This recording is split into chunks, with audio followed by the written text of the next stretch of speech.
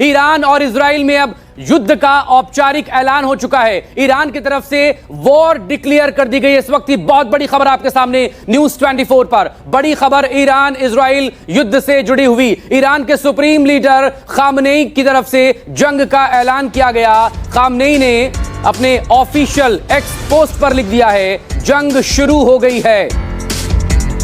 बड़ी खबर इस वक्त आपके सामने। लगातार पिछले 5 दिनों से, क्योंकि आज 6वां दिन है, 6ठे दिन में ये जंग एंटर कर चुकी है और 6ठे दिन की शुरुआत के साथ ही ईरान की तरफ से जंग का ऐलान कर दिया गया। ईरान इजराइल युद्ध में अब ऑफिशियली वॉर डिक्लेयर कर दी गई है, क्योंकि ये बेहद महत्वपूर्ण बात है, ये सबसे जरूरी बात है। अस्सलाम वालेकुम दोस्तों, जो गोदी मीडिया कल पाकिस्तान और फिर लाहौर पर कब्जा करने के बाद सीधा सीधा ये कह रहा था कि तेहरान पर भी इसराइल का कब्जा हो गया है, और दोस्तों बड़ी बड़ी बातें हाँक रहे थे, लेकिन देखा कि जैसे ईरान इसराइल का कुटाबा कर रहा है और इन्होंने भी इसराइल का कुटाबा दिखाना शुरू कर दिया है। दोस्तों पहले तो इसराइल खुद ही अपने फुटेज को रोक देता है, वो अपने मुल्क से बाहर किसी भी फुटेज को जाने नहीं देता। ये कहा जा रहा है कि पहले तो कह रहे थे कि 24 यहूदी मरे हैं, लेकिन दोस्तों सैकड़ों मर चुके हैं। ये बताया नहीं जा रहा, क्योंकि इसराइल में पाबंदी लग चुकी है कि कोई भी फुटेज नहीं बनाएगा, कोई भी एक्सीडेंट हो। कल मोसाद का हेडक्वार्टर तबाह हुआ है, उसमें भी दोस्तों 100 के करीब बंदा जमीन दोष हो गया है। जो एजेंट्स थे वो सारे के सारे मारे जा चुके हैं। ईरान की इतनी जबरदस्त स्ट्राइक हो रही है इसराइल पर और पिन पॉइंट हो रही है। आप खुद सोचें कि नेतन्याहू सुबह शाम ट्रंप को काले करके कहता है कि आप शामिल हो जाइए, अमेरिका शामिल हो जाए। दूसरी तरफ दोस्तों ट्रंप ईरान और इसराइल की जंग में डायरेक्ट शामिल नहीं होना चाहता, इनडायरेक्ट तो वो शामिल है। वो हर तरह से इसराइल को सपोर्ट कर रहा है, लेकिन दोस्तों उसकी सपोर्ट काफी नहीं हो रही और ईरान की मिसाइलें जो हैं वो सटीक जाकर तबाही फैला रही है इसराइल में। यहाँ तक कि एटमी रिएक्टर को तबाह कर दिया गया है, बिजली का इंफ्रास्ट्रक्चर तबाह हो गया है। और दोस्तों अब ऐसे मिसाइल भी आ रहे हैं जो पेनिट्रेट करके नीचे जो बंकर्स में यहूदी छुपे हैं, और दोस्तों ये जो वही यहूदी हैं जो गजा पर मिसाइल मार कर ये नाचते थे, गाते थे और शराबे पीते थे, आज ये नीचे दफन हो रहे हैं। बिल्कुल दोस्तों ऐसे मिसाइल पेनिट्रेट करके नीचे जा रहा है और नीचे जब फटता है तो ये बंकर्स में ही वहीं पर दफन हो रहे हैं। पहले ना तो इजराइल की तरफ से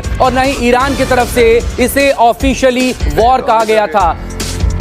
जहां इजराइल ने शुक्रवार की सुबह करीब 5:30 बजे एक साथ अपने 100 से ज्यादा फाइटर जेट भेजकर ईरान को निशाना बनाया था और इसे ऑपरेशन राइजिंग लायन का नाम दिया था। उसके बाद रिटेलिएशन की कार्रवाई की गई थी ईरान की तरफ से और ईरान ने इसे नाम दिया था ऑपरेशन ट्रू प्रॉमिस 3 को लेकर उसने कहा था। लेकिन अब आज से ये औपचारिक जंग का ऐलान हो चुका है। इस सबके बीच खामनेई के ऐलान के साथ ही ईरान ने हमला कर दिया। बैक टू बैक कई सारी बैलिस्टिक मिसाइल्स इजराइल को टारगेट करते हुए दागी गई है और ये बैलिस्टिक मिसाइल्स न सिर्फ तेल अवीव को टारगेट करते हुए दागी गई, बल्कि एक बार फिर से हाइफा उसके निशाने पर रहा है। बड़ी खबर, खामनेई के ऐलान के साथ ही ईरान की तरफ से बैलिस्टिक मिसाइल्स का हमला और हाइपरसोनिक का इस्तेमाल भी यहां पर किया गया है।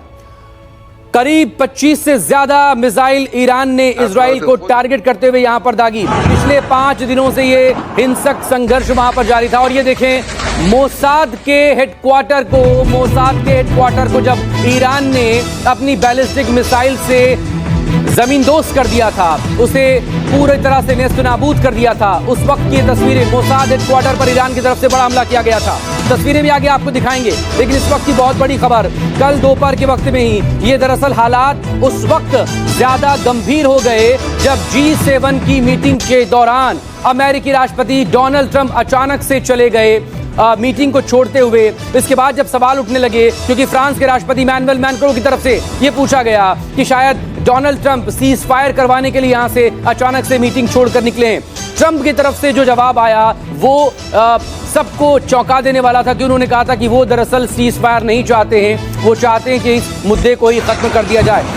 और ये जो तस्वीरें हैं, ये तस्वीरें अब दरअसल आपको दिखाते हैं किस तरह की तस्वीरें आपके सामने। ये देखें, ये हेडक्वार्टर मोसाद का था, इसे टारगेट करते हुए यहां पर अटैक किया गया और उसके बाद अफरा तफरी वहां पर किस कदर मची है। बड़ी सी इमारत थी। मोसाद को लेकर हम बात इसलिए कर रहे हैं क्योंकि मोसाद ही दरअसल वो सबसे इंपॉर्टेंट यूनिट है या इंटेलिजेंस है जिसके दम पर इजराइल अब तक लगातार अलग अलग जगहों पर अपने दुश्मनों को वो टारगेट करता आया है और लगातार ईरान पर इससे पहले भी जो हमले हुए थे वो भी मोसाद की खुफिया जानकारियों के आधार पर ही पिन पॉइंटेड टारगेट इजराइल की तरफ से यहाँ पर अब तक किया जाता रहा है। चाहे वो शुक्रवार की सुबह अचानक से हुए हमले में 9 न्यूक्लियर साइंटिस्ट को मार दिया जाना हो, या फिर 6 टॉप जनरल समेत 20 उसके टॉप कमांडर्स का मार दिया जाना हो। ईरान को जो सबसे ज्यादा नुकसान पहुंचाया था वो दरअसल मोसाद के इंटेलिजेंस इनपुट के आधार पर यहां पर इजराइल के एक्शन के बाद हुआ था। आपको याद होगा कि जो हमास चीफ रह चुका इस्माइल हानिये, उसे भी कैसे न्यूट्रलाइज किया गया था या मारा गया था, ये आपने देखा होगा। ईरान के अंदर, तेहरान के अंदर ये सब कुछ हुआ था, और इसीलिए मोसाद का रोल इसलिए इंपॉर्टेंट हो जाता है इजराइल के लिए, क्योंकि हर तरह की इंफॉर्मेशन, हर तरह की तमाम जानकारियां मोसाद की तरफ से ही इजराइल को, आईडीएफ को दी जाती हैं, और उसके बाद इजरायली डिफेंस फोर्स इसको लेकर एक्शन लेता है, कोई इस तरह की कोई कार्रवाई करता है। लेकिन अब मोसाद को सीधे तौर पर टारगेट यहाँ पर किया गया और मोसाद के हेडक्वार्टर को उड़ा दिया गया। न सिर्फ मोसाद के हेडक्वार्टर को ईरान ने अपनी बैलिस्टिक मिसाइल के जरिए उड़ा दिया, बल्कि जो उसकी इंटेलिजेंस की इमारत थी, खुफिया विभाग की, उसे भी पूरी तरह से ढेर किया। सबके बीच बड़ी खबर, खामनेई के ऐलान के साथ ही इजराइल पर तमाम बैलिस्टिक मिसाइल दागी गई। तेल अवीव में एक के बाद एक 20 मिसाइलों से हमला किया गया है। तेल अवीव निशाने पर, हाइफा निशाने पर। और ये देखें, ये तस्वीरें देखिए, ये तस्वीरें आपके सामने न्यूज़ 24 पर, ये वो तस्वीरें हैं जो कि तेल अवीव की बताई जा रही हैं। और ये तस्वीरें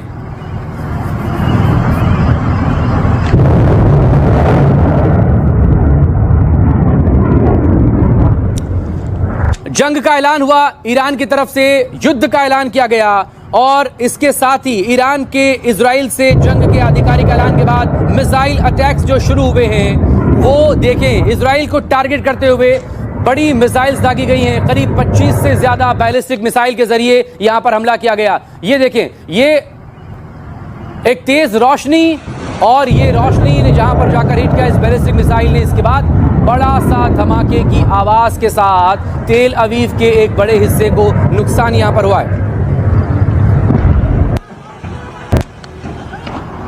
इस सब के बीच विजुअल आपको दिखाते हैं, तस्वीरें आपको दिखाते हैं कि दरअसल तस्वीरें किस तरह की आ रही है। देखें, ये तेल अवीव बताया जा रहा है इजराइल का सबसे अहम ठिकाना, उसकी राजधानी, और इसी तेल अवीव को टारगेट करते हुए कैसे मिसाइल्स यहां पर पहुंची। और ये एक बड़ा सा धमाका, आप इसे देखिए, इस धमाके को आप देखिए और आप अंदाजा लगाइए। इधर ईरान के supreme leader Ayatollah Ali Khamenei की तरफ से जंग का औपचारिक ऐलान किया गया, और उसके फौरन बाद बैक टू बैक 20 से ज्यादा मिसाइल्स लॉन्च की गई, और ये 20 मिसाइल्स तेल अवीव को टारगेट करते हुए दागी गई थी। कुछ और मिसाइल्स छोड़ी गई एक दूसरे मिसाइल लॉन्च पैड से, और मिसाइल लॉन्चर से जो छोड़ी गई मिसाइलें वो दरअसल हाइफा को निशाना बनाते हुए यहां पर छोड़ी गई। और ये दो तस्वीरें आपके सामने देखिए, ये दो तस्वीरें एक अब से कुछ देर पहले की तस्वीरें हैं जहां पर तेल अवीव को टारगेट करते हुए ये हमला किया गया।